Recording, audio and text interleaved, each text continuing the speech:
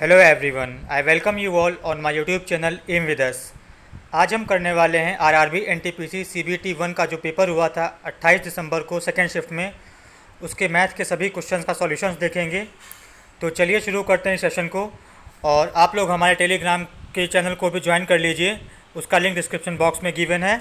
और चलिए देखते हैं पहला क्वेश्चन हमारा कौन सा आया हुआ था। तो जो हमारा पहला क्वेश्चन आया था वो ये था, वह छोटी से छोटी पूर्ण वर्ग संख्या ज्ञात कीजिए जो 12, 15 और 18 से पूर्णतया विभाज्य है। जो कि छोटी से छोटी संख्या हमें बतानी है, वो भी पूर्ण वर्ग होनी चाहिए। तो सबसे पहले तो छोटी छोटी संख्या इन तीनों का पहले हमें एलसीएम फाइंड करना पड़ेगा। तो इन तीनों का एलसीएम कितना होगा हमारा? 12, 15, 18 का एलसीएम होता है 180। 180। अब 180 को अगर हम फैक्टराइज करेंगे तो इसको क्या लिख सकते हैं? इसको हम लिख सकते हैं 2 इंटू 2। ये हम लिख सकते हैं 2 इंटू 2 इंटू ये 3 इंटू 3 इंटू 5। तो ये हम 180 को फैक्टराइज करके लिख सकते हैं। अब देखिए जो हमें संख्या पूछी है वो पूर्ण वर्ग होनी चाहिए। तो पूर्ण वर्ग होने के लिए देखिए ये तो 2 की पावर 2 बन जाएगा, इंटू 3 की पावर भी 2, ये 1 है, और ये हमारा है 5 की पावर 1। अब देखिए अगर परफेक्ट स्क्वायर हमें बनाना होगा तो क्या करना होगा? इसमें हमें एक 5 से और मल्टीप्लाई करना होगा। अगर हम इसको 5 से और मल्टीप्लाई कर देंगे तो 5 की भी पावर 2 हो जाएगी, और ये पूरी जो नंबर आएगा वो एक परफेक्ट स्क्वायर आएगा। तो परफेक्ट स्क्वायर बनने के बाद इसका मल्टीप्लिकेशन क्या हो जाएगा? देखिए 180 तो पहले से था और इसमें 5 से और हमने इंटू कर दिया तो कितना हो गया? 18 पंचे 90 और एक जीरो। तो जो नंबर हमारा आएगा वो हमारा आएगा 900। तो यही हमारा सही आंसर हो जाएगा, ऑप्शन सी इसके लिए सही हो जाएगा। जो हमारा अगला क्वेश्चन है वो हमसे पूछा गया है कि निम्न तालिका फरवरी 2018 के 4 सप्ताह के लिए वायु गुणवत्ता सूचांक AQI दर्शाता है। फरवरी के महीने में कोलकाता और दिल्ली में AQI के औसत में कितना अंतर होगा? तो देखिए इस क्वेश्चन को आप सभी लोग देख लीजिए, और जो आप लोग इसको सॉल्व करने का मेथड लगाएंगे वो ये करेंगे कि पहले कोलकाता को सारा एवरेज निकालेंगे, फिर दिल्ली का एवरेज निकालेंगे, और फिर इन दोनों को डिफरेंस कर देंगे। आधे से ज़्यादा लोग शायद इसी प्रोसेस से करेंगे, बट मैं आपको इसका स्मार्ट मेथड बताऊंगा। तो चलिए देखते हैं कौन सा स्मार्ट मेथड है। तो देखिए मैं इसको थोड़ा सा जूम कर लेता हूँ पहले क्वेश्चन को, जिससे कि आप लोगों को डेटा अच्छा से दिखे। तो ये देखिए, अब देखिए हमें निकालना है डिफरेंस। तो अब देखिए कोलकाता और दिल्ली में, पहले वाले में इन दोनों में गैप कितना है? 306 में और 248 में। हम बेस मानेंगे कोलकाता को, तो कोलकाता का ज़्यादा है और कितना ज़्यादा है दिल्ली से, तो वो हम लिख लेंगे। तो ये प्लस का कितना ज़्यादा है? तो ये हो जाएगा 52 इधर से बचेगा, और 6 ये तो कितना हो जाएगा? 58 ज़्यादा हो जाएगा। सेम वे में फरवरी के सेकेंड वीक में ये 288 है और 246 है, तो इसमें फिर कोलकाता का ज़्यादा है। तो कितना ज़्यादा है? वो हमारा ज़्यादा है कितना? तो ये 50 और ये 38 और 4 42 ज़्यादा है। फिर देखिए तीसरे वीक में भी फिर से ज़्यादा है। ये कितना ज़्यादा है? तो पहले तो 50 से 24 ज़्यादा हो जाएगा, और फिर इसमें 4 और जोड़ देंगे तो 24 4 28 ज़्यादा हो जाएगा। और लास्ट वाले वीक में देखिए कोलकाता वाला ये माइनस में आएगा, तो ये कितना माइनस में जाएगा वो भी देख लेते हैं। तो देखिए 28 इधर से आएगा, 28 ये आ जाएगा, और फिर 36 इधर से आ जाएगा। तो 30 और 30 60 66 और 64, तो मतलब ये 64 कम है कोलकाता का लास्ट वीक में। तो अब जो देखिए जो पॉजिटिव वाला है वो कितना है? तो पॉजिटिव वाले को अगर हम ऐडअप करेंगे इन तीनों को तो कितना हो जाएगा? ये हमारा हो जाएगा 8 2 10 18, और ये बचेगा 6 4 10 2 12। 128 हमारा पॉजिटिव का है और हमारा नेगेटिव का है 64। तो ओवरऑल जो कितना बचेगा? ये बचेगा 64 ओवरऑल बचेगा, जो कि डिफरेंस इन दोनों के बीच का आएगा। ये तो आ गया नंबर्स का डिफरेंस। और इसका एवरेज निकालने के लिए क्या करेंगे? देखिए 4 वीक का पूछा गया है, तो 64 को हम 4 से डिवाइड कर देंगे तो कितना आ जाएगा? तो ये हमारा आ जाएगा 16। तो 16 इस क्वेश्चन का सही आंसर हो जाएगा। और देखते हैं इसके लिए ऑप्शन कौन सा सही होगा। तो जो ऑप्शन इसका सही हो जाएगा वो हो जाएगा हमारा ऑप्शन सी, इसके लिए सही हो जाएगा। बढ़ते हैं अपने अगले क्वेश्चन की तरफ। अगला क्वेश्चन है हमारा, यदि √19 minus X √12 equal to √4 minus √3 है तो एक्स का मान ज्ञात कीजिए। तो देखिए एक्स का मान ज्ञात करने के लिए हमें दोनों साइड में स्क्वायर करना पड़ेगा। तो जब स्क्वायर करेंगे तो लेफ्ट हैंड साइड का ये अंडर रूट हट जाएगा, तो यहाँ की क्या बचेगा? यहाँ बचेगा 19 माइनस 12, 19 माइनस एक्स √12। √12 को हम क्या लिख सकते हैं, हम लिख सकते हैं 2√3। तो इसको हम लिख लेंगे 2√3 इंटू 2√3, और जब इधर का स्क्वायर करेंगे तो क्या बन जाएगा, a² प्लस b²। तो ये हो जाएगा 4 और प्लस 3 7, और फिर हो जाएगा -2ab। तो माइनस करेंगे 2, a और b करेंगे तो ये बन जाएगा हमारा √12। फिर हम √12 को 2√3 लिख लेंगे तो टोटल हो जाएगा इंटू 2√3। तो अब देखिए यहाँ से अगर x 2√3 निकालेंगे तो क्या आएगा, x 2√3 वो हमारा बचेगा 19, और ये 7 इधर चला जाएगा तो 7 माइनस का हो जाएगा, तो कितना बचेगा, ये बचेगा 12। ये कितना बचेगा, 12, और ये वाला इधर जाके पॉजिटिव में हो जाएगा, ये हो जाएगा हमारा 4√3। अब देखिए दोनों साइड से काट देंगे तो कितना बचेगा हमारा, ये 2 से कट जाएगा, ये 6 बचेगा हमारा, और ये हमारा 2 बचेगा। और √3 से भी काट देंगे तो ये हमारा कितना बचेगा, ये हमारा बचेगा 3√3 बचेगा, ये 3√2 बचेगा हमारा, और ये √3 कट जाएगा। तो यहाँ से x की वैल्यू क्या हमारी बचेगी, वो हमारी बचेगी 2 प्लस 3√2। √3 से काटेंगे 6 को तो कितना बचेगा, 6 को हम लिख सकते हैं √3 इंटू √3 इंटू 2। तो यहाँ से थोड़ा सा मिस्टेक हो गई है, ये हमारा जब इसको √3 से काटेंगे तो ये बचेगा हमारा 2√3। तो जो फाइनली एक्स का आंसर आ जाएगा वो हमारा आ जाएगा कितना, 2 प्लस 2√3। इसके लिए सही आंसर हो जाएगा, और ऑप्शन इसके लिए सही हो जाएगा ऑप्शन 4। अगला क्वेश्चन है हमारा, ABCD एक समांतर चतुर्भुज है। भुजा BC को E तक इस प्रकार बढ़ाया जाता है कि BC = CE है। AECD को बिंदु P प्रतिच्छेदित करती है। त्रिभुज ABE का क्षेत्रफल इनमें से किसके बराबर होगा। तो देखिए एक हमें दे रखा है समांतर चतुर्भुज पैरेललोग्राम। तो इसके लिए सबसे पहले हमें डायग्राम बनाना पड़ेगा। डायग्राम बनाते हैं। तो ये हमारा मान लिया कि ये हमारा कोई है त्रिभुज, और समांतर चतुर्भुज ABCD। ये हमारा है ABCD। ये हमने पॉइंट मान लिया, A है हमारा, ये B है, ये C है, और ये हमारा D है। अब क्वेश्चन में कहा गया है कि BC को पॉइंट E तक बढ़ाते हैं। तो BC को पॉइंट E तक बढ़ा लिए। फिर क्या कहा जाता है, इस प्रकार बढ़ाया जाता है कि BC = CE। तो ये BC CE के बराबर हो जाएगी। और फिर AE को ज्वाइन कर देते हैं। तो AE को अगर ज्वाइन करते हैं तो ये कौन से पॉइंट पर काटती है, पॉइंट E पर काटती है। ठीक है, तो हमें बताना है ABE का जो ये त्रिभुज का क्षेत्रफल है ये कितना होगा ABCD के। तो ये हमें बताना है। तो देखिए ये पैरेललोग्राम है तो इसकी जो अपोजिट साइड्स होंगी वो इक्वल होंगी। तो ये इक्वल हो जाएगी। ठीक है, अब देखिए ट्रायंगल ABE में मैं इधर छोटा सा बना देता हूँ। ABE में ये हमारा पॉइंट A है, ये हमारा B है, ये हमारा E है, ये हमारा CE है, ये पॉइंट हमारा P है, ये हमारा C, और ये हमारा P है। अब देखिए CP पैरेलल है AB के, और ये 1:1 रेशियो में है। तो इसका मतलब क्या होगा, इन दोनों का जो एरिया होगा वो 1:3 में होगा। तो अगर इसका एरिया 1 होगा तो इसका रेशियो कितना, इसका एरिया कितना होगा, 3 यूनिट होगा। अब ट्रायंगल देखिए आप लोग ADP और CPE में, ये देखिए ये दोनों ट्रायंगल सिमिलर्स हो जाएंगे, और इनका जो साइड रेशियो है वो 1:1 है। तो इनका एरिया भी 1:1 के में रहेगा। तो इसका एरिया हमारा कितना हो जाएगा AD ट्रायंगल का, इसका 1 यूनिट हो जाएगा। अब देखिए ट्रायंगल ABE का एरिया कितना हो गया, 3 और +1 4 यूनिट। और हमारे समांतर चतुर्भुज का एरिया कितना हो गया, ये भी 3 + 1 4 यूनिट है।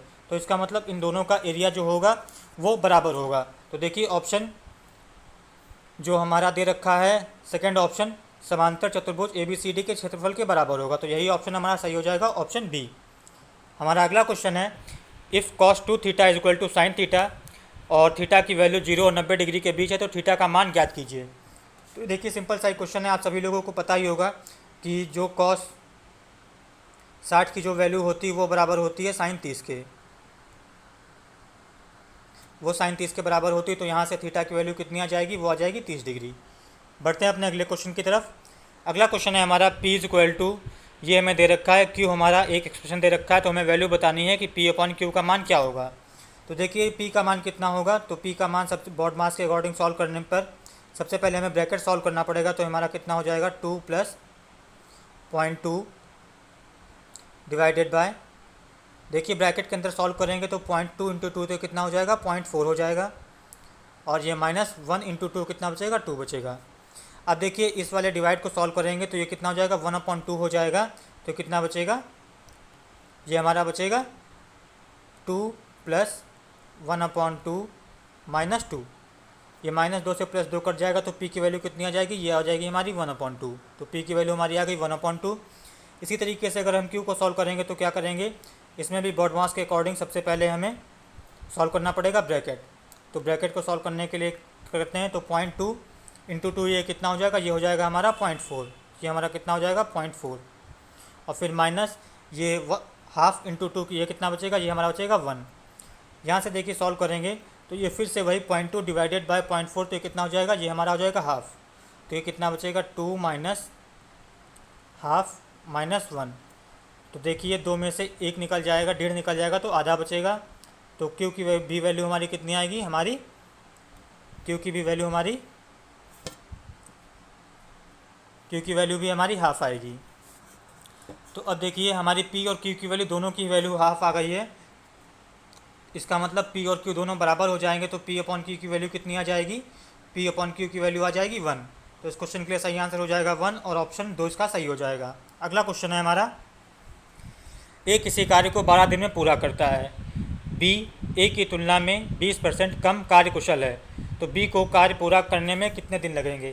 तो देखिए जो ए रेशियो बी है, इनकी जो एफिशिएंसी है वो क्या है, ये हमें दे रखी है कि बी ए की तुलना में 20% कम कार्यकुशल है। तो 20% होता है कितना, 1/5, 1/5। अगर ए की एफिशिएंसी हमारी 5 है तो बी की इससे 1 कम है, तो इसका मतलब बी की एफिशिएंसी 4 है। तो इनका टाइम पीरियड कितना हो, टाइम कितना लगेगा काम करने में, तो जस्ट अपोजिट हो जाएगा, रिवर्स हो जाएगा। अगर ए को 4 यूनिट काम लगता है तो बी को कितना लगेगा, 5 यूनिट काम लगेगा। तो ए को देखिए 12 दिन लगते हैं, तो 4 यूनिट की हमें वैल्यू दे रखी है 12, तो इसका मतलब ये इसका कितना है, 3 गुना है। तो बी को कितना टाइम लगेगा, तो बी को 5 यूनिट लगेगा, तो इसको भी 3 से मल्टीप्लाई कर देंगे तो कितना हो जाएगा, ये हो जाएगा 15 दिन। तो बी को काम करने में लगेंगे 15 दिन, ऑप्शन इसका सही हो जाएगा।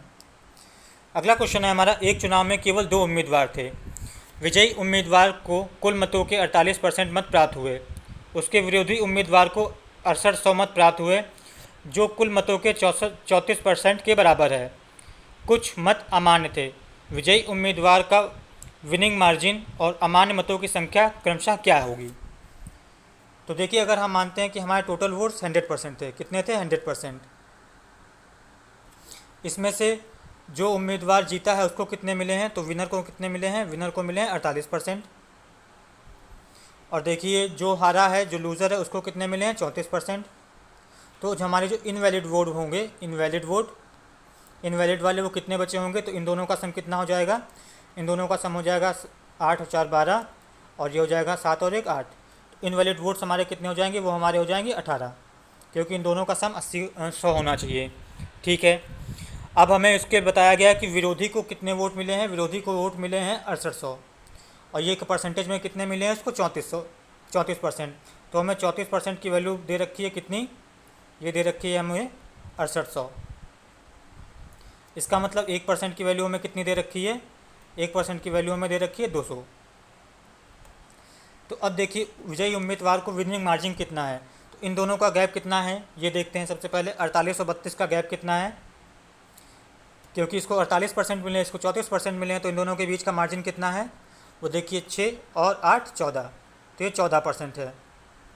तो 14% की वैल्यू कितनी हो जाएगी, 14% की जो हमें वैल्यू हो जाएगी वो हमारी कितनी हो जाएगी, 1% की 2 है, तो 14 की कितनी हो जाएगी 2800। इसका मतलब इनके दोनों का बीच का जो मार्जिन है वो हमारा है 2800। तो अब देखिए 2800 केवल एक ही ऑप्शन में है, और वो है ऑप्शन तीसरा हमारा, और यही हमारा आंसर हो जाएगा। दूसरा पार्ट निकालने की ज़रूरत नहीं है, वैसे भी वो आप निकाल सकते हैं, निकालना चाहे तो। अमान्य वोट हमें बताने कितने, तो वो 18% थे, तो 1% की वैल्यू हमें दे रखी है 200, तो 18 की कितनी हो जाएगी, 18 दूनी 3600। बढ़ते हैं अपने अगले क्वेश्चन की तरफ। अगला क्वेश्चन है हमारा, x = a sin t, y = b sin t, तो हमें वैल्यू बतानी है a² / x² - b² / y²। तो देखिए इसमें हम वैल्यू पुटिंग से इसको सॉल्व करेंगे। इसमें हम मान लेंगे कि a और b की वैल्यू हमने मान ली कि ये हमारी दोनों की 1 है, और जो t है वो हमने मान लिया कि ये हमारा 45 डिग्री है। कितना है, 45 डिग्री। तो यहाँ से अगर हम x की वैल्यू निकालना चाहें तो क्या हो जाएगी हमारी, यहाँ से x की वैल्यू हमारी हो जाएगी 1/√2, क्योंकि a की वैल्यू हम 1 पर पुट कर देंगे और साइन 45 होता है 1/√2। इसी तरीके से अगर यहाँ से अगर हम y की वैल्यू निकालना चाहें तो y की वैल्यू कितनी हो जाएगी, b हमारा 1 हो जाएगा और साइन tan 45 कितना होता है, वो 1 होता है। तो यहाँ से हमने x और y की वैल्यू निकाल ली और ये हम पुट कर देंगे किसमें, जो इस क्वेश्चन हमें फाइंड करनी इस वाले में। देखिए a की वैल्यू हमने 1 मान रखी तो 1 हो जाएगा, अपॉन x स्क्वायर करेंगे तो 1/√2 का स्क्वायर करेंगे, √2 वाला स्क्वायर ऊपर चला जाएगा तो कितना बचेगा, ये हो जाएगा 2, तो ये हमारा हो जाएगा 2। और फिर माइनस कर देंगे, b को हमने 1 मान रखा है, y हमारी वैल्यू 1 आ रखी है, 2 माइनस 1 कितना हो जाएगा, ये हो जाएगा 1। तो इसका सही आंसर हो जाएगा 1, ऑप्शन ए इसके लिए सही हो जाएगा। अगला क्वेश्चन है हमारा, ए और बी की कार्य क्षमताओं का अनुपात 3:4 है। यदि ए किसी कार्य को 12 दिन में पूरा करता है तो बी को उसी कार्य को पूरा करने में कितने दिन का समय लगेगा। तो देखिए इसमें ए और बी की जो एफिशिएंसी है वो कितनी है, वो है 3:4। ये इनकी क्या है, ये इनकी एफिशिएंसी। तो जिनका टाइम लगेगा काम को पूरा करने में वो उनका जस्ट उल्टा लगेगा, तो ये जस्ट उल्टा हो जाएगा, ये 4:3 हो जाएगा। ये हमारा हो जाएगा टाइम का रेशियो। अब देखिए इसमें क्या बोला गया है कि ए को कितने दिन लगते हैं, ए को लगते हैं 12 दिन। तो इसका मतलब 4 की वैल्यू में दे रखी है 12, मतलब इसका ये कितना गुना है, ये इसका 3 गुना है। तो इसी तरीके से बी को कितना टाइम लगेगा, इसके 3 गुना का टाइम लगेगा, तो 3 × 3 कितना हो जाएगा, 9 हो जाएगा। 9 दिन उसको काम करने में लगेंगे, ऑप्शन 4 इसका सही हो जाएगा। अगला क्वेश्चन है हमारा, 2600 की धनराशि को 2 भागों में इस प्रकार विभाजित करके उधार दिया जाता है कि पहले भाग पर प्रतिवर्ष 10% की दर से 5 वर्ष का साधारण ब्याज, दूसरे भाग पर प्रतिवर्ष 9% की दर से 6 वर्ष के साधारण ब्याज के बराबर है। 10% की दर पर उधार दी गई राशि ज्ञात कीजिए। तो देखिए हम मान लेते हैं कि इसके 2 पार्ट हैं, पार्ट वन और पार्ट 2 में बांटा गया है। तो पार्ट 1 पे देखिए इसका इंटरेस्ट कितना मिलेगा, वो कितना मिलेगा, एसआई क्या होता है, P/R/T/100। देखिए 10% के हिसाब से 5 साल के लिए कितना हो जाएगा, 10 × 5 50% हो जाएगा। तो पहले पार्ट का 50%, फिर देखते हैं कि दूसरे वाले पार्ट को क्या किया गया है, 9% की दर से 6 वर्ष के लिए, तो 9 × 6 54% हो जाएगा, ये 54%। तो दूसरे पार्ट पे 54% एसआई, और ये क्या है, ये दोनों आपस में बराबर हैं, तो इसको हम इक्वेट कर देंगे। तो यहाँ से पहले पार्ट और दूसरे पार्ट का जो रेशियो आ जाएगा वो हमारा कितना आ जाएगा, वो हमारा आ जाएगा, इसको अगर 2 से काटेंगे तो हमारा कितना हो जाएगा, तो ये हमारा बचेगा 27/25 बचेगा। ठीक है, अब हमें इन दोनों को अगर एडअप कर देंगे तो कितना हो जाएगा, ये हमारा हो जाएगा कितना, 52। तो टोटल जो हमारा अमाउंट है वो हमारा 52 है। तो 52 की वैल्यू में कितनी दे रखी है क्वेश्चन में, ये हमारे 52 यूनिट की वैल्यू दे रखी है कितनी, 2600। यहाँ से अगर काटेंगे तो कितना हो जाएगा, यहाँ से अगर हम काटेंगे 26 से तो ये बचेगा हमारा 100, और ये हो जाएगा 26 दूना 52, फिर 2 से काट देंगे तो यहाँ से 1 यूनिट की वैल्यू हमारी कितनी आ जाएगी, वो हमारी आ जाएगी 50। और हमसे पूछा गया कि 10% की दर पर उधार दी गई राशि कौन सी थी। तो 10% वाली हमारी कौन सी राशि है, पहला पार्ट है, कौन सा है, पहला। और पहला पार्ट हमारा कितना निकल के आया है, पहला पार्ट हमारा निकल के आया 27 यूनिट। तो 27 यूनिट की कितनी वैल्यू हो जाएगी, तो 27 यूनिट की वैल्यू कितनी हो जाएगी इसकी, इसको अगर 50 से मल्टीप्लाई कर देंगे तो कितना हो जाएगा, 0। और ये हमारा बचेगा 7×5 = 35, कैरी लगेगा 3, और 5 दूनी 10 और 3 13, तो ये कितना आ जाएगा, 1350 इसका सही आंसर हो जाएगा, ऑप्शन ए इसके लिए सही हो जाएगा। अगला क्वेश्चन है हमारा, यदि x समीकरण x² - 2x + 1 = 0 को संतुष्ट करता है तो x³ - 1/x³ का मान क्या होगा। तो देखिए x² - 2x + 1, ये x - 1 का होल ऑफ स्क्वायर है। तो यहाँ से हमें वैल्यू क्या मिलेगी, यहाँ से x की वैल्यू हमारी मिल जाएगी 1, और x की वैल्यू को इसमें 1 करेंगे तो 1 का क्यूब और माइनस 1/1 का क्यूब, तो ये कितना हो जाएगा, 1 - 1, तो ये कितना बचेगा, 0। ऑप्शन पहला इसका सही हो जाएगा। अगला क्वेश्चन है हमारा, एक स्कूल में लड़के और लड़कियों को मिलाकर औसत आयु 16.8 वर्ष है। लड़कों की औसत आयु 15.4 वर्ष है और लड़कियों की औसत आयु 18.2 वर्ष है। तो स्कूल में लड़कों और लड़कियों की संख्या क्या अनुपात क्या होगा। तो इस क्वेश्चन को सॉल्व करने के लिए हम यूज़ करेंगे एलिगेशन।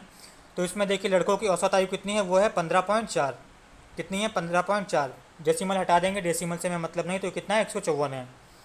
और लड़कियों की एवरेज एज कितनी है, वो है हमारी कितनी, 18.2, ये हो जाएगा 182। और दोनों को मिलाकर कितनी है, ये हमारी 16.8, तो हो जाएगा 168। तो अब देखिए इन दोनों का जो रेशियो आएगा वो कितना आएगा, 182 में से 168 निकालेंगे तो कितना बचेगा, ये हमारा बचेगा 14। ऐसे ही 168 में से 154 निकालेंगे तो कितना बचेगा, तो ये बचेगा हमारा कितना, ये भी हमारा 8 से 14 बचेगा। तो इन दोनों को काट देंगे तो हमारा रेशियो कितना आ जाएगा, ये हमारा रेशियो आ जाएगा 1:1। इसका सही आंसर हो जाएगा और ऑप्शन हो जाएगा इसका पहला सही। अगला क्वेश्चन है हमारा, यदि √2 + √x = √3 है तो x का मान ज्ञात कीजिए। तो देखिए x का मान ज्ञात करने के लिए हम क्या करेंगे, हम इसको लिख लेंगे √x क्या हो जाएगा हमारा, ये हमारा हो जाएगा √3 - √2। अब दोनों साइड में हम स्क्वायर कर देंगे तो ये √x का स्क्वायर करेंगे तो x बचेगा, और इधर स्क्वायर करेंगे 3 और 2 5 हो जाएगा, और -2ab करेंगे तो 2ab और √6 हो जाएगा। तो x की वैल्यू क्या आ जाएगी, 5 - 2 √6। ऑप्शन पहला इसका सही हो जाएगा। अगला क्वेश्चन है हमारा, यदि p = दिस और q = दिस तो p/q का मान क्या होगा। तो देखिए p का मान क्या होगा, तो पहले वाले टर्म को अगर हम इंटू कर देंगे तो क्या हमारा होगा, 0.3 × 0.3 तो कितना हो जाएगा, 0.09 हो जाएगा। फिर देखिए डेसिमल, ये भी 0.9 ही रहेगा। डेसिमल कितने के बाद लगाना है, 2, और दूसरे वाले पार्ट में इस वाले में तो डेसिमल हमें लगाना है 4 के बाद में, तो ये डेसिमल लगा दिया 1 2 3 और ये हमारा 9 हो गया। यहाँ पे भी हम बढ़ा लेते हैं अपने जीरो से इसके आगे तो कोई फ़र्क नहीं पड़ेगा, क्योंकि हमें दोनों को सम करना है पहले दोनों टर्म का, तो इन दोनों का सम कितना हो जाएगा, वो हमारा हो जाएगा 0.0909। अब देखिए जो आखिरी वाला टर्म हमारा बचेगा कौन सा, ये वाला हमारा माइनस में आएगा, तो ये माइनस में हम कर लेते हैं। और इसमें भी देखिए डेसिमल 3 के बाद लगेगा और आखिरी में 18 होगा। देखिए ये हम डेसिमल लगा देते हैं और ये पॉइंट लगा 018 और ये हम 0 यहाँ पे लिख लेते हैं। अगर इन दोनों को माइनस कर देंगे तो हमारा क्या बचेगा, ये हमारा बचेगा 9। इधर से कैरी लाएंगे तो 10 में से 8 जाएगा तो बचेगा हमारा कितना, 2। और ये हमारा 8 में से 1 चला जाएगा तो ये बचेगा हमारा 7 और ये बचेगा 0 और ये हमारा हो जाएगा डेसिमल। ये वैल्यू हमारी किसकी आ गई, ये वैल्यू हमारी आ गई p की। अब हमें निकालना है p/q। q की वैल्यू हमें दे रखी है कितनी, वो हमें दे रखी है 0.54। तो देखिए अगर हम p/q की वैल्यू अगर निकालेंगे तो हमारी कितनी आएगी, ये हम लिख लेते हैं अपना ये हम लिख लेते हैं 0.0729 अपॉन 0.54। तो देखिए यहाँ से अगर डेसिमल हटाएंगे तो 2 जीरो इधर आएंगे और यहाँ से हटाएंगे तो कितने जीरो आएंगे, 4 जीरो आएंगे। ये 2 जीरो कट जाएंगे और फिर हम इसको अगर 9 से काटेंगे तो कितना बचेगा, तो ये बचेगा 9 × 54 और ये हमारा कितना बचेगा, ये हमारा बचेगा 9 × 72 और ये बचेगा 9 की 9, ये हमारा बचेगा कितना, 81। अब देखिए 6 को अगर 81 को अगर 6 से काटेंगे तो हमारा कितना आएगा, तो ये हमारा आएगा कितना, 6 की एक बार चला जाएगा, फिर हमारा बचेगा 2, 21 बचाएगा तो 6 × 3 = 18 हो जाएगा, फिर हमारा 3 बचेगा तो हमारा 6 × 5 = 30 हो जाएगा, तो 13.5 आ जाएगा। फिर देखिए यहाँ से अगर 2 जीरो हमें पहले से मिले थे तो ये डेसिमल उठ के यहाँ लग जाएगा और फाइनली जो हमारा आंसर आ जाएगा वो कितना आ जाएगा, 0.135। तो इसका सही आंसर हो जाएगा 0.135। तो इसके लिए ऑप्शन जो सही हो जाएगा वो हमारा ऑप्शन कौन सा हो जाएगा, ऑप्शन इसका तीसरा सही हो जाएगा। बढ़ते हैं अपने अगले क्वेश्चन की तरफ। अगला क्वेश्चन है हमारा, निम्नलिखित को हल कीजिए।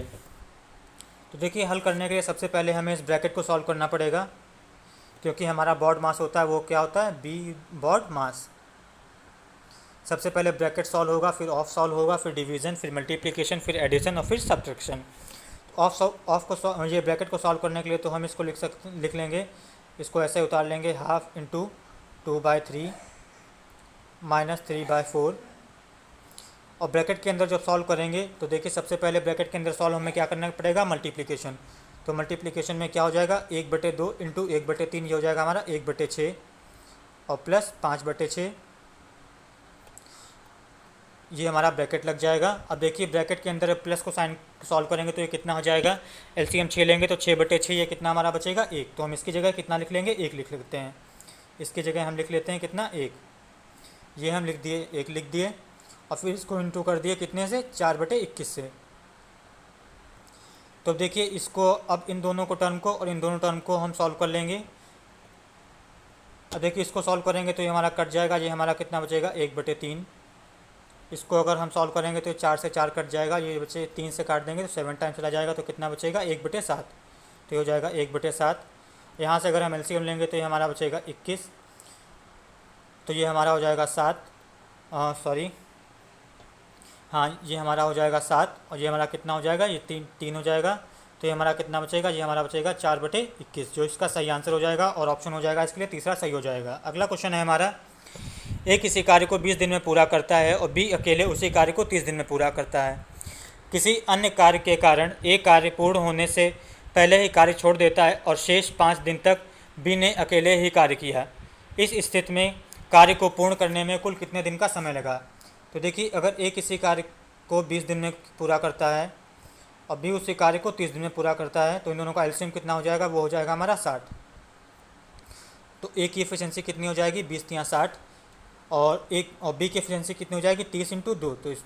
तो हमारी ए की एफिशिएंसी आ गई 3 और बी की आ गई 2। अब देखिए, क्वेश्चन में कहा गया है कि ए कार्य को छोड़ देता है कुछ दिन करने के बाद और फिर आखिरी में 5 दिन बी अकेले काम करता है। तो देखिए, हमने माना कि इन दोनों ने मिलकर x दिन काम किया, तो x दिन अगर काम किया और एक दिन में काम कितना करते हैं, 3 और 2 5। फिर क्या हुआ आखिरी में, फिर ये 5 दिन बी ने आखिरी में अकेले काम किया और बी की एफिशिएंसी कितनी है, 2 है। तो बी ने इतना काम किया आखिरी के 5 दिनों में और टोटल मिला के सारा काम कंप्लीट हो गया। तो ये किसके इक्वल हो जाएगा, ये हो जाएगा 60 के इक्वल। यहाँ से x की वैल्यू कितनी आ जाएगी हमारी, यहाँ से x की वैल्यू कितनी आ जाएगी, ये तो है 60 और ये 5 दूनी 10, इधर उधर जाएगा तो माइनस में हो जाएगा, तो कितना बचेगा, 60 में से 10 जाएगा तो ये हमारा हो जाएगा 50, और फिर 5x वाला 5 डिवीज़न में आएगा तो 5 में हो जाएगा। तो x की वैल्यू हमारी कितनी आ जाएगी, 10 यूनिट आ जाएगी। तो इसका मतलब हुआ कि 10 दिन तो उन दोनों ने मिलकर काम किया और फिर आखिरी में 5 दिन बी ने अकेले काम किया। तो टोटल मिला के कितने दिन हो गए हमारे, 10 और प्लस 5 हो गए। तो टोटल जो काम हमारा हुआ जाके है, टोटल जो काम हमारा हुआ वो कितने में हुआ, 10 और प्लस 5 15 दिन में हुआ। तो ऑप्शन ए इसका सही हो जाएगा। अगला क्वेश्चन है हमारा,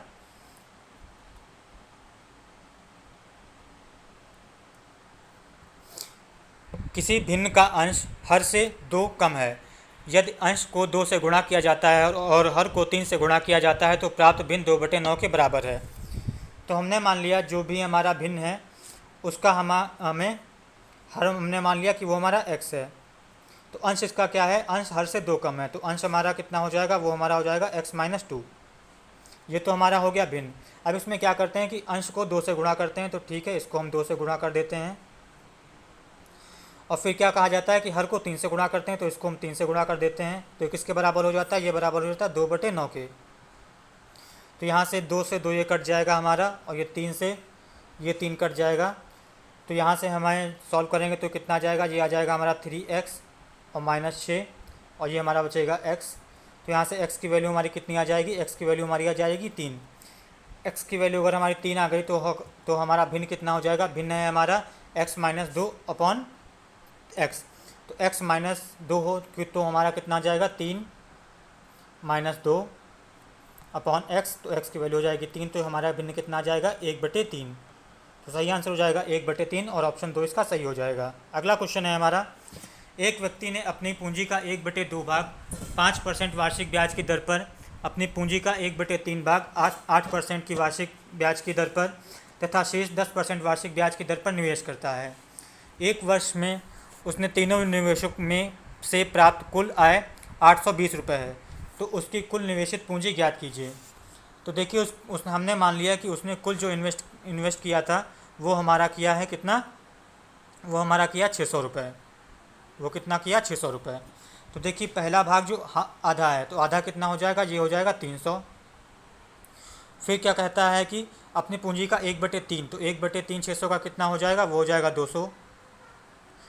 और फिर बचा कितना, तो 300 और प्लस 200 500, तो बचा आखिरी में कितना, 100। ये तो उसने 3 भागों में इन्वेस्ट कर दिया, एक पहले वाले में 300, दूसरे वाले में 200 और बचा हुआ 100 रुपये आखिरी में। तो पहला भाग को 5% की ब्याज की दर से, और फिर दूसरे भाग को कितना, 10% की दर से, दूसरा भाग 10 नहीं 8 है, तो 8% के हिसाब से, और फिर आखिरी वाला तीसरा वाला है ये 10% के हिसाब से इन्वेस्ट करता है। तो इन सब से जो से इंटरेस्ट मिलेगा वो कितना मिलेगा वो देखते हैं। तो ये देखिए, तो देखिए 300 रुपये का 5% कितना हो जाएगा, ये हमारा हो जाएगा 3×5 = 15, और ये कितना हो जाएगा, ये हो जाएगा हमारा 16, और ये कितना हो जाएगा, ये हमारा हो जाएगा 10। इन सबको अगर हम ऐडअप कर देंगे तो कितना आ जाएगा हमारा, ये आ जाएगा हमारा 10, 20, 30, 40 और ये हमारा हो जाएगा 41। तो कुल मिला के एक साल में उसे 41 यूनिट का इंटरेस्ट मिलेगा। तो 41 यूनिट की हमें वैल्यू जो दे रखी है क्वेश्चन में, वो कितनी दे रखी है, वो दे रखी है हमारी कितनी, 820 रुपये। तो इसका मतलब एक यूनिट की वैल्यू कितनी है, वो जस्ट इसके 20 टाइम्स है। तो एक यूनिट की वैल्यू हमारी 20 है। तो कुल निवेशित आय जो हमने मानी थी वो हमने कितने मानी थी, वो हमने मानी थी 600 रुपये। तो इस 600 का 20 गुना कर देंगे तो कितना हो जाएगा, इसको अगर 20 से मल्टीप्लाई कर देंगे तो कितना हो जाएगा, ये हो जाएगा हमारा कितना, 12,000। तो 12,000 इस क्वेश्चन का सही आंसर हो जाएगा और ऑप्शन चौथा इसका सही हो जाएगा। अगला क्वेश्चन है हमारा, ए बी सी एक समबाहु त्रिभुज है, पी क्यू आर क्रमशः ए बी बी सी और ए सी के मध्य भुजाओं के मध्य बिंदु हैं। त्रिभुज की एक भुजा की लंबाई 4 सेंटीमीटर है, तो त्रिभुज पी क्यू आर का क्षेत्रफल क्या है। तो देखिए ए बी सी ये हमारा एक समबाहु त्रिभुज है, इक्विलेटरल ट्रायंगल है ए बी सी। और फिर हमें इसमें गिवन है कि P Q R A B B C और इन तीनों के मध्य बिंदु हैं। तो ये हमारा हो गया पी, बी सी का मिड पॉइंट हो गया क्यू और ए सी का मिड पॉइंट हो गया आर। तो अगर हम तीनों को अगर मिला देते हैं तो ये हम ज्वाइन कर देते हैं, तो ये इक्विलेटरल ट्रायंगल में हमें पता होता है कि इन चारों का एरिया जो होता है वो इक्वल हो जाता है। तो अगर इसका 1 यूनिट है तो इसका भी 1 यूनिट होगा, इसका भी 1 यूनिट होगा और इसका भी 1 यूनिट होगा। तो टोटल एरिया कितना हो जाएगा, वो हमारा हो जाएगा 4 यूनिट। तो अब देखिए इसकी जो लंबाई दे रखी है त्रिभुज की, ये कितनी दे रखी है, ये दे रखी है 4 सेंटीमीटर। तो इस क्वेश्चन में हमें जो एरिया हो जाएगा ए बी सी का वो कितना हो जाएगा, वो हमें पता है कि वो हो जाएगा √3/4 इंटू साइड स्क्वायर। तो साइड इसकी होगी 4, तो इसका स्क्वायर कर देंगे। तो यहाँ से देखिए इस 4 से 4 कट जाएगा, तो ये कितना हो जाएगा, 4√3। तो देखिए 4 यूनिट की वैल्यू जो हमें गिवन है वो हमारी कितनी आ गई है, वो हमारी आ गई 4√3 के बराबर। हमें निकालनी 1 यूनिट की, तो 1 यूनिट की कितनी हो जाएगी, 1 यूनिट की हो जाएगी 4 से 4 कट जाएगा, तो 1 यूनिट की वैल्यू हो जाएगी हमारी 3 यूनिट। तो इस क्वेश्चन का सही आंसर हो जाएगा 3 यूनिट और ऑप्शन 2 इसके लिए सही हो जाएगा। अगला क्वेश्चन है हमारा, उस सबसे लंबे स्तंभ की लंबाई ज्ञात कीजिए जिसे 10 मीटर, 8 मीटर और 6 मीटर की विमाओं वाले कमरे में रखा जा सकता है। तो देखिए जो सबसे लंबा स्तंभ रखा जा सकता है वो है ये क्यूबॉइड। तो क्यूबॉइड का जो डायगोनल होता है वो सबसे बड़ा लेंथ इसमें आ जाएगा। तो जो क्यूबॉइड का डायगोनल का फार्मूला होता है वो हमारा क्या होता है, वो होता है D = √L² + B² + H²। तो यहाँ से हमारी जो D की वैल्यू आ जाएगी वो कितनी आ जाएगी, वो आ जाएगी हमारी √। देखिए L है हमारा 10, 10 का स्क्वायर करेंगे तो कितना हो जाएगा 100, और फिर 8 का स्क्वायर कितना हो जाएगा 64, और 6 का स्क्वायर हो जाएगा 36। इन सबको ऐड करेंगे तो ये हमारा हो जाएगा 200, और फिर 200 से ये हो जाएगा 10√2। तो इसका सही आंसर हो जाएगा 10√2 और ऑप्शन तीसरा इसका सही हो जाएगा। अगला क्वेश्चन है हमारा, एक वस्तु को 12% लाभ पर बेचा गया है, यदि इसे 33 रुपये अधिक में बेचा जाता तो प्राप्त लाभ 14% होता। तो वस्तु का क्रय मूल्य ज्ञात कीजिए। तो देखिए पहले हमें प्रॉफिट हो रहा था 12% का और बाद में हमें प्रॉफिट हो रहा है 14% का। तो देखिए इन दोनों के बीच का गैप कितना आया, ये आया है 2% का। और ये कब आया है, ये जब आया है जब इसे 33 रुपये अधिक में बेचा गया। तो इसका मतलब हमें 2% की वैल्यू जो हमें दे रखी है वो हमें दे रखी है 33 रुपीज़ की। अब हमें निकालना है वस्तु का क्रय मूल्य। तो क्रय मूल्य इसका 100% हो जाएगा। 100% करने के लिए इसको क्या करेंगे, इसको 100% बनाने के लिए 50 से इंटू कर देंगे। तो इधर भी हमको 50 से इंटू करना पड़ेगा। तो 50 से इंटू करेंगे तो कितना हो जाएगा, ये हो जाएगा हमारा 0, 5 या 15 हो जाएगा, 5 या 15 और 16। तो इसका CP आ जाएगा कितना, 1650। ऑप्शन पहला इसका सही हो जाएगा। अगला क्वेश्चन है हमारा 3 इकाई भुजा वाले समबाहु त्रिभुज के परिवृत्त की त्रिज्या ज्ञात कीजिए। तो देखिए ये एक इक्विलेटरल ट्रायंगल है और परिवृत्त होता है सर्कम रेडियस। तो सर्कम रेडियस का फॉर्मूला होता है R = A/√3। ए क्या होता है, ए हमारा साइड का लेंथ होता है इक्विलेटरल ट्रायंगल के। तो यहाँ से हमारी ए की वैल्यू कितनी आ जाएगी, ये हमारी हो जाएगी, साइड हमारी दे रखी है √3/√3 कर देंगे तो ये आर की वैल्यू कितनी आ जाएगी, ये आ जाएगी 1 यूनिट।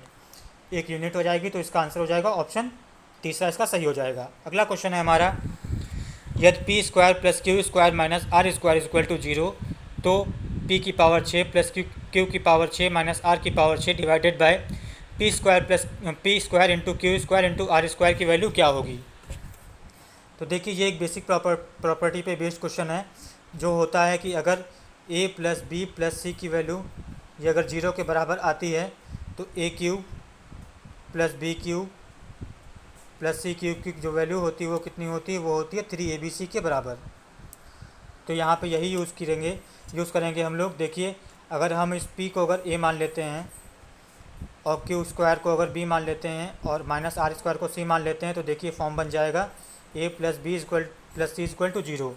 तो यहाँ से अगर हम निकालेंगे तो a क्यूब कितना हो जाएगा यहाँ की, p स्क्वायर का अगर क्यूब करेंगे तो p की पावर 6 हो जाएगा, और ये प्लस और ये हो जाएगा क्यू स्क्वायर का क्यूब करेंगे तो क्यू की पावर 6 हो जाएगा हमारा,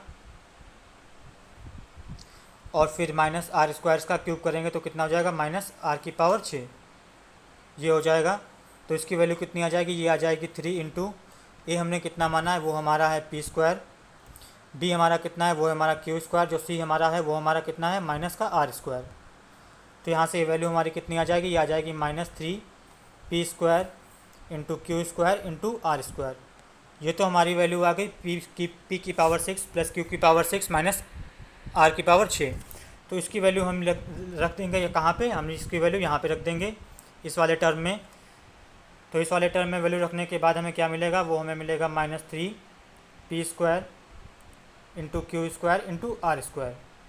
अब देखिए इसको डिवाइड करना है हमें किससे, p² q² r स्क्वायर से, p² q² r स्क्वायर।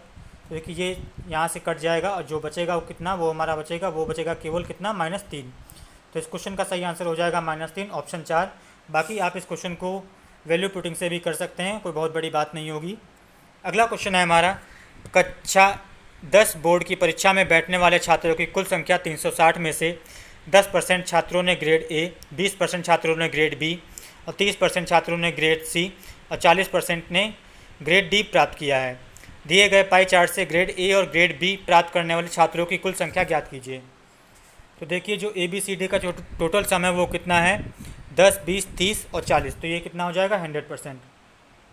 तो इस 100% की वैल्यू हमें कितनी दे रखी है, ये हमारे टोटल बच्चे हैं, तो ये हमें ये दे रखी है हमारे कितनी 360 के बराबर। अब हमसे क्वेश्चन में पूछा ए और बी में कितने पास हुए, तो ए और बी को मिला के कितने हो जाएंगे, 20 यहाँ से और 30, तो टोटल में कितने हो जाएंगे 30% की हमें वैल्यू बतानी है।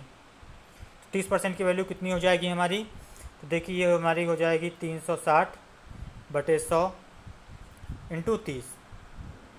तो देखिए ये जीरो यहाँ से कट जाएगा, 36 यहाँ कितना हो जाएगा 108। तो इसका सही आंसर हो जाएगा 108 और ऑप्शन दूसरा इसका सही हो जाएगा। अगला क्वेश्चन है हमारा, 2001 में कंपनी द्वारा अर्जित राजस्व 6300 करोड़ है, जो 2010 में 8100 करोड़ था और 2015 में 10,800 करोड़ था। 2001 से 2010 के बीच और 2010 से 2015 के बीच राजस्व आय में हुई वृद्धि का अनुपात ज्ञात कीजिए। तो देखिए 2001 में हमारा 6300 था और 2010 में हमारा कितना हुआ 8100 हुआ। तो इन दोनों का गैप कितना हो गया, इन दोनों का गैप हमारा हो गया कितना, ये हमारा हो गया 1800 करोड़, कितना 1800। ठीक है, और फिर हमसे क्या पूछा गया, 10 से 15 के बीच में कितना गैप है, 10 से 15 के बीच में गैप देखते हैं कितना है। देखिए 10 में कितना था 8100 और बाद में कितना हो गया 10,800। तो यहाँ पे गैप कितना आ जाएगा, तो यहाँ गैप आ जाएगा 19 इधर से और 8 इधर से, तो इतना हो जाएगा 2700। तो गैप आ गया हमारा 2700। तो इन दोनों का रेशियो कितना हो जाएगा, 2 0 से 2 0 काट देंगे, फिर 9 से काटेंगे तो 9 दूनी 18 और ये हो जाएगा 9 त्रिक 27। तो इसका रेशियो कितना आ जाएगा 2:3। तो ऑप्शन 4 इसका सही हो जाएगा। अगला क्वेश्चन है हमारा, किन्हीं दो संख्याओं का योग 1500 है, उनका लघुत्तम समावर्त LCM 16,379 है, तो दोनों संख्याएं ज्ञात कीजिए। तो देखिए सम यहाँ पे 1500 दे रखा है और LCM हमें गिवन है, हमें दोनों संख्याएं बतानी हैं। तो देखिए अगर हम LCM इसको देखें तो LCM के अगर हम इसके फैक्टर करना चाहें तो फैक्टर करेंगे तो देखिए क्या होगी। देखिए पहला फैक्टर अगर इसको 2 से काटना चाहें तो नहीं कटेगा क्योंकि आखिरी में इसका ऑड प्लेस है। 3 से काटेंगे तो सम ऑफ डिजिट 3 से डिवाइड होना चाहिए, तो क्या वो होती है क्या, तो ऐड करेंगे तो 6 3 9 और 9 और 7 1 8, ये मतलब 3 से नहीं होगा, 5 से तो नहीं होगा। फिर अगर हम 7 से करना चाहें तो 7 से अगर हम करना चाहें तो 7 का कोई ऑप्शन नहीं है हमारे, 7 का मल्टीपल में कोई ऑप्शन नहीं है हमारे यहाँ पे देखिए। फिर अगर हम 9 से करना चाहें, जब 3 से नहीं होगा तो 9 से नहीं होगा, तो लास्टली हम अगर 11 से करना चाहें और 11 से हमारे पास एक ऑप्शन भी गिवन है, तो एग्ज़ाम के टाइम हमें 11 से इसको चेक करना पड़ेगा एक बार ये कटेगा नहीं कटेगा। तो 11 से काटना चाहें तो एक टाइम जाएगा, फिर बचेगा हमारा 53, तो 11 चौक 44 चला जाएगा। फिर जब बचेगा हमारा 9 तो 97, तो ये 8 टाइम चला जाएगा और फिर बचेगा हमारा 9, तो ये हो जाएगा 99। तो जी हाँ, ये 11 टाइम्स का आ जाएगा, तो इंटू 11 हो जाएगा, और ये हमारे ऑप्शन में भी है, तो ऑप्शन तीसरा इसका सही हो जाएगा। अगला क्वेश्चन है हमारा, 3 व्यक्तियों में से एक व्यवसाय में 1/2 रेशियो 1/3 रेशियो 1/4 के अनुपात में धन निवेश किया। वर्ष के अंत में कुल 15,600 रुपये था। लाभ का सबसे बड़ा हिस्सा क्या होगा? तो देखिए, जो रेशियो गिवन है ये कितना गिवन है, 1/2 रेशियो 1/3 रेशियो 1/4। तो देखिए, इसको सॉल्व करने के लिए हम क्या करेंगे, 2, 3 और 4 का एलसीएम कितना हो जाएगा, वो हमारा हो जाएगा 12। तो इस पूरे को हम 12 से मल्टीप्लाई कर देंगे। तो 12 से मल्टीप्लाई करने के बाद ये हमारा बचेगा 6, ये हमारा बचेगा 4, ये हमारा बचेगा कितना, 3। तो सबसे बड़ा कितना हिस्सा कौन सा आएगा, सबसे बड़ा हिस्सा हमारा आएगा 6। और टोटल हमारा कितना आ जाएगा, 6, 4, 10, 3, 13। 13 की जो वैल्यू हमें गिवन है वो कितनी गिवन है, 15600। तो यहाँ से 1 यूनिट की वैल्यू कितनी आ जाएगी, वो आ जाएगी 13 कम 13, 13 दूनी 26। तो 1 यूनिट की वैल्यू आ जाएगी हमारी 1200। तो 6 यूनिट की कितनी आ जाएगी हमारी, 12 छंग 72। तो 7200 इसका सही आंसर हो जाएगा, और ऑप्शन दूसरा इसका सही हो जाएगा। अगला क्वेश्चन है हमारा, वह छोटी से छोटी संख्या ज्ञात कीजिए जिसे 4 अंकों की सबसे छोटी संख्या में से घटाने पर प्राप्त संख्या पूर्ण वर्ग हो। तो देखिए, 4 अंकों की सबसे छोटी संख्या कौन सी होगी, वो होगी 1 और 3 जीरो हो जाएंगे। तो हमें बताना है क्वेश्चन में सबसे छोटी 4 संख्या की जो सबसे बड़ी संख्या जो होगी उसमें से क्या घटाया जाए कि जो बची हुई संख्या बचे वो हमारा एक परफेक्ट स्क्वायर हो। तो देखिए, 1000 से जस्ट छोटा जो परफेक्ट स्क्वायर होता है वो कितना होता है, वो होता है 961। ये होता है हमारा 31 का स्क्वायर। तो देखिए, इसको 961 बनाने के लिए क्या करना पड़ेगा, इसमें से हमें माइनस करना पड़ेगा। कितना माइनस करना पड़ेगा, देखिए इसमें से अगर 961 माइनस कर देंगे तो कितना हमारा बचेगा, वो हमारा बचेगा 39। 39 अगर हम इसमें से माइनस कर देंगे तो जो वैल्यू हमें मिलेगी वो एक परफेक्ट स्क्वायर मिलेगी। तो आंसर हो जाएगा 39। अगला क्वेश्चन है हमारा, किसी भी प्राकृतिक संख्या n के लिए 6 की पावर n - 5 की पावर n के परिणाम का अंतिम अंक हमेशा क्या होगा। तो देखिए, 6 की पावर n - 5 की पावर n।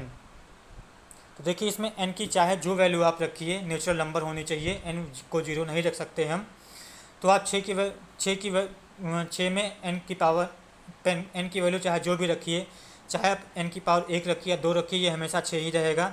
सेम ऐसे ही 5 की पावर चाहे जितनी हो जाए, ये भी हमेशा यूनिट डिजिट 1 रहेगा। तो इसका आंसर हमेशा ही 1 रहने वाला है। तो इसका आंसर हो जाएगा ऑप्शन 4। अगला क्वेश्चन है हमारा, दी गई सारणी एक विशेष शहर के एक परीक्षा उत्तीर्ण करने वाले छात्रों की संख्या को दर्शाती है। यदि किसी वर्ष में परीक्षा में बैठने वाले छात्रों की संख्या 3,54,000 है तो सभी तीनों वर्षों में अलग अलग औसत उत्तीर्ण प्रतिशत ज्ञात कीजिए। तो देखिए, हर साल जो बच्चे बैठते हैं वो बैठते हैं 3,54,000, और हमें 15, 16, 17, 18 3 साल में ये दे रखा है कि इस साल में इतनी लड़कियां पास हुई और इतने लड़के पास हुए। तो कुल मिला के हमें बताना है कि कितने बच्चे एवरेज में पास हुए हैं तीनों साल में। तो देखिए, 2016 में जो टोटल पास हुए हैं, ये लड़कियां पास हुई, लड़के पास हुए हैं। तो इन दोनों को अगर हम ऐड करेंगे तो हमारा कितना आ जाएगा, ये ऐड करने पे देखिए 6, 4, 10 का ये हमारा कितना आ जाएगा, 0 आ जाएगा। और फिर हमारा कितना बचेगा, 3, 2, 5 और 1, 6 बचेगा। फिर हम कितना बचेगा, 7 और 5, 12 हो जाएगा। फिर हमारा कितना होगा, 8 और 5, 13 और 1, 14 हो जाएगा। फिर हमारा कितना होगा, 2, 3 और 1, 4 बचेगा। और ये हमारा कितना बचेगा, 1 और 1, 2 बचेगा। तो ये हमारा बचेगा 24, 42, 60। ऐसे ही अगर हम फिर इसको ऐड करेंगे तो कितना हमारा मिलेगा, तो 7, 3, 10 हो जाएगा ये। और फिर हमारा 6, 7 और 1 हमारा 8 हो जाएगा। और फिर हो जाएगा 5, 3, 8 हो जाएगा। फिर हमारा कितना बचेगा, 0 और 4 हमारा हो जाएगा। फिर हमारा कितना बचेगा, 3, 2, 5 हो जाएगा। और फिर हमारा कितना बचेगा, 2 और 1, 3 हो जाएगा। सेम वैसे में अगर हम इसको ऐडअप करेंगे तो कितना हो जाएगा, 9 और 1, 10, 0 हो जाएगा। कैरी 1 हो जाएगा। तो 0, 3 और 1, 4 हो जाएगा। फिर हमारा बचेगा 2 और 1, 3 हो जाएगा। फिर 9, 2, 11 हो जाएगा। और फिर 2, 2, 4 और 1, 5 हो जाएगा। और फिर यह लास्टली में हमारा 2, 1 और 1, 2 हो जाएगा। देखिए, इन सबको अगर हम ऐड कर देंगे तो कितना मिलेगा, वो हमें मिलेगा 0, 6, 4, 10 और 1, 18, यहाँ से लगेगा 1, तो ये 13 और 1, 14 हो जाएगा। और फिर ये 8, 10 कैरी आ जाएगा 1, तो ये हो जाएगा 5। और ये हमारा कितना बचेगा, 4, 3, 7 और 1, ये 8 हो जाएगा। तो ये हमारा जो फाइनली आ जाएगा, ये हमारा बचेगा 85, 0, 4, 80। सॉरी, ये 8 नहीं होगा, ये हमारा 7 रहेगा। ये हमारा 7 रहेगा। तो ये हमारा कितना बचेगा, ये हमारा बचेगा 75, 0 4 80। तो ये हमारे टोटल स्टूडेंट्स हो जाएंगे, कितने टोटल स्टूडेंट्स हो जाएंगे जो इतने पास होंगे। तो अब देखिए ये तो हो गए पास के नंबर, तो ये हमें इसमें निकालना है परसेंटेज। तो परसेंटेज निकालने के लिए हम क्या करेंगे, परसेंटेज निकालने के लिए हम क्या करते हैं, ये जो टोटल पास हुए हैं, ये हमारे टोटल पास हुए हैं 75, 0 480। ये तो हो गए पास तीनों साल को मिला के। तीनों साल में टोटल स्टूडेंट्स कितने हो गए, वो हो गए 3,54,000। ये तो एक साल में पास हुए, तो 3 साल में कितने पास हो जाएंगे, कितने टोटल होंगे, इसके 3 गुना कर देंगे और इसको इंटू 100 कर लेंगे। तो यहाँ से इसको सॉल्व करेंगे तो 3 से 3 जीरो कट जाएंगे। फिर इसको अगर आप सॉल्व करेंगे तो ये हमारा मिल जाएगा आखिरी में आके 70.7 मिलेगा, जो कि ये इक्वल हो जाएगा लगभग 71% के बराबर। तो इसका सही आंसर हो जाएगा 71% आंसर हो जाएगा। अगला क्वेश्चन है हमारा, एक संख्या में 40% की वृद्धि की जाती है, उसके बाद 40% की कमी की जाती है, तो संख्या में शुद्ध परिवर्तन प्रतिशत में ज्ञात कीजिए। तो देखिए अगर किसी भी वैल्यू को एक बार 40% बढ़ाएंगे, दूसरी बार में उसको 40% घटाएंगे, तो हमेशा इसमें कमी आएगी। कमी कितनी आती है, वो आती है -x² / 100। ये होता है परसेंटेज में, जो x क्या होता है, x वो वैल्यू होती है जो सेम परसेंटेज से बढ़ाई और घटाई जाती है। तो यहाँ पे x की वैल्यू 40 रख देंगे, तो 40 का कितना हो जाएगा, 40 का स्क्वायर करेंगे तो कितना हो जाएगा, 1600 हो जाएगा। 1600 अपन बटे 100 कर देंगे तो कितना हो जाएगा, 2 जीरो से 2 जीरो कट जाएंगे तो माइनस का 16%। तो कमी कितनी आ जाएगी, 16% की कमी आ जाएगी, और ऑप्शन इसका पहला सही हो जाएगा। अगला क्वेश्चन है हमारा। तो चलिए फ्रेंड्स, इस तरह से हमने 28 दिसंबर सेकंड शिफ्ट के आए हुए सभी क्वेश्चंस कंप्लीट कर लिए हैं। आप लोग प्लीज़ चैनल को सब्सक्राइब कर लीजिए और लाइक और कमेंट करना बिल्कुल ना भूलें। Thanks for watching the video. Have a good day.